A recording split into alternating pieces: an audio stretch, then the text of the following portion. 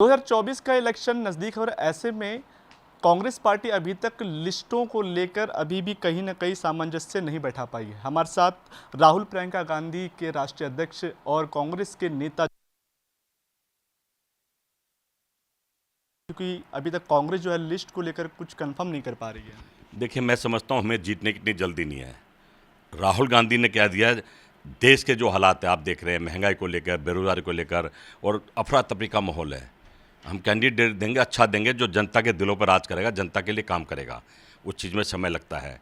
हम ऐसा नहीं कि राम को लाके मेरठ दे दिया, शाम को लाके कहीं दे दिया। हम वहीं का लोकल कैंडिडेट देंगे और जनता से पूछा जा रहा है कि किसको दिया जाए, तो इसमें देरी लगे। राहुल गांधी जी ने कह दिया है, जो मेहनत करेगा जनता के बीच में रहे, कार्यकर्ता को हम टिकट देने जा रहे हैं। लेकिन ऐसा ना हो कि जगदीश जी की देरी होते होते देर हो जाए और ये इलेक्शन निकल जाए और कहीं ना फिर कांग्रेस जो है उसको हाथ मसलना नहीं, ऐसा नहीं, अभी समय है, चरणों में चुनाव है, हम हर चरण के हिसाब से चल रहे हैं। इतनी जल्दी सरकार बनाने की नहीं, जिस तरह से मोदी जी को है, रात दिन लगे हैं, पता नहीं का दिमाग में क्या चल रहा है। कोई हेलीकॉप्टर नहीं छोड़ते, सरकारी हेलीकॉप्टर यूज कर रहे हैं, चले जा रहे हैं।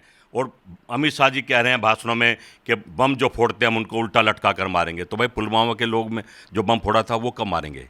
उनके गवर्नर ने भी कहा किसने बम फुड़वाया, किसने हत्या करवाई। कहीं ना कहीं देश को गुमराह करा जा रहा है और सच और झूठ की लड़ाई फिर आज वही है। और राहुल गांधी सच का झंडा लेकर चल रहे हैं, मोदी जी सुबह शाम झूठ बोल रहे हैं, जोर जोर की बोल रहे हैं। नकार दिया, 57% लोग कह रहे हैं बेरोजगारी को के खिलाफ वोट देंगे और 50% लोग कह रहे हैं कि महिला के अत्याचार के खिलाफ देंगे, महंगाई के खिलाफ देंगे। 400 पार कहाँ से लाएंगे? क्या नेपाल, भूटान, तिब्बत जाएंगे या पाकिस्तान से एमपी लाएंगे, इंपोर्ट करेंगे? भारत में इनको, मैं समझता हूं कि देश के प्रधानमंत्री मोदी नहीं बनेंगे, सुपड़ा साफ है। 150 सीट आईबी कैरियन की आएगी और दिन पे दिन जैसी सुप्रीम कोर्ट ने कहा कि वो जो बॉन्ड का इनका खुलासा हुआ है, हेरा फेरी हुआ, उसमें और गिर रहे हैं, गिरता क्रम है। दिल्ली सारी आ रहे हैं, यूपी में से नहीं आ रही हैं, 50-60 आएंगी, हर जगह घटते क्रम में। तो 400 पार कहाँ से लाएंगे? सवाल बहुत है। हमें जल्दी नहीं, जल्दी मोदी जी को है। पर मोदी जी तो ये कह रहे हैं कि हमारी लड़ाई भ्रष्टाचार से है, जो भी भ्रष्टाचार करेगा उसको जेल जाना पड़ेगा। इनका एक पोस्टर देखा मैंने कि हम भ्रष्टाचार खत्म करना चाहते हैं। भ्रष्टाचार और भ्रष्टाचारी राहुल गांधी कहते हैं हम दोनों खत्म करते हैं। पोस्टर देखा आपने भी? तो अगर भ्रष्टाचार और भ्रष्टाचारी आप खत्म करना चाहते हो, सबसे पहले जो फोटो मोदी के लिए हटाइए। भाई, इससे बड़ा भ्रष्टाचार क्या है?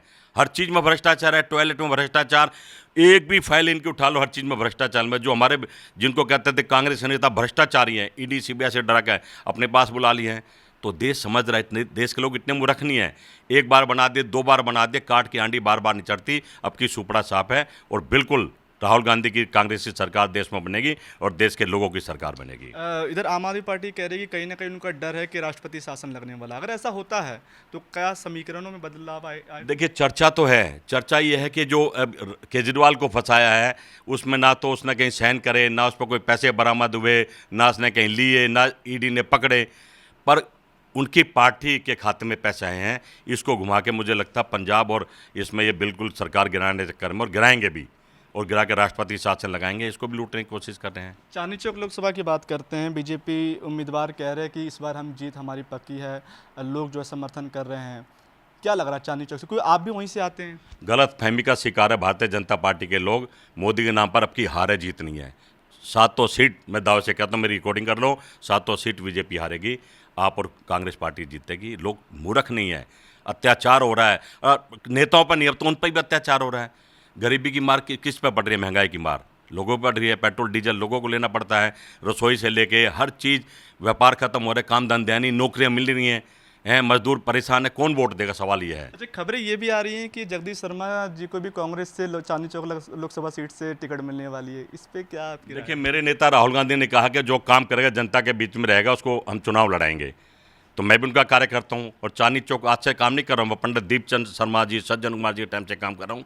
एक एक घर को जानता हूँ, आदमी को जानता हूँ और जीत भी सकता हूँ। मेहनत करता हूँ सुबह शाम। मेरी मेहनत में कमी तो बताइए। तो अगर टिकट मिलता है तो क्या खंडेलवाल जी पे भारी पड़ेंगे? बहुत भारी पड़ूंगा, भारी नहीं, बहुत भारी पड़ूंगा। पूरी भाजपा पे भारी पड़ूंगा। अब तो मैं मोदी पे भारी पड़ रहा हूँ, तो फिर भाजपा पे भी भारी पड़ूंगा। कहने के मैं समझता हूँ सुबह शाम इस अत्याचार की आवाज़ उठा रहा हूँ तो मैं राहुल गांधी के साथ मिलकर, और कहने के मैं समझता हूँ राहुल गांधी समझ रहे हैं। और मैंने टिकट मांगे नहीं है, उनसे रिक्वेस्ट करे, देना चाहो तो दे दो, नहीं मत दो। कार्यकर्ता को दोगे तो मजबूत पार्टी होगी और मजबूत 700 सीट हम जीतेंगे आप वाले के साथ मिलके। और मेरे नीचे हनुमान मंदिर, हनुमान बाबा से कहा है कि आपसे मांग रहा हूँ। मैंने कहा चिट्ठी भी है, कोई लेटर भी किसी प्रभारी से नहीं मिला हूँ। हनुमान जी की हाजिरी लगाई है, अगर वो देंगे उनकी मर्जी, नहीं कार्यकर्ता हूँ, काम करता रहूँगा। चलिए, बहुत बहुत धन्यवाद। हमारे साथ बातचीत कर रहे थे कांग्रेस नेता जगदीश शर्मा, जिन्होंने कहा कि इस बार लोकसभा की सीट जो है वो बीजेपी 7 सीट हारने वाली है और जिसपे कांग्रेस और आम आदमी पार्टी दोनों मिलकर लड़ेगी। कैमरा पर्सन राम के साथ मैं दीपक कुशवाहा, TV7 भारत, दिल्ली।